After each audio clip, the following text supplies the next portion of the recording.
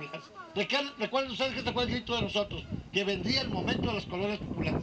Y hoy regresamos. Pero amigas y amigos, ustedes nos tienen que ayudar.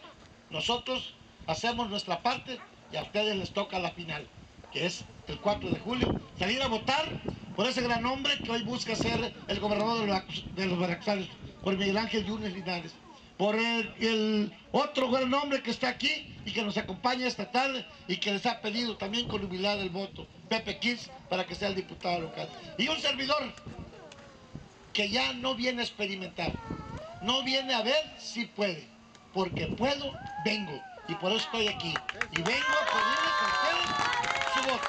No voy a experimentar, nada de experimentos, sé lo que estoy haciendo, sé el terreno que estoy pisando, solamente ustedes tienen que ayudarme. Salir a votar el próximo 4 de julio. Ese es el compromiso de ustedes, el compromiso mío, lo hice público. Y a ustedes ahora, con el arma más sagrada que tenemos todos, que es la credencial del elector, ir a votar con dignidad, libremente.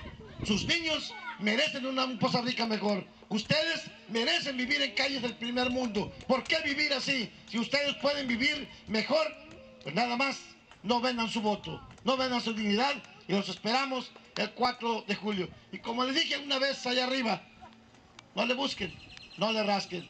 Voten todos el 4 de julio por Yunes Linares, por Pepe Kiss y por su amigo Lupe Velázquez.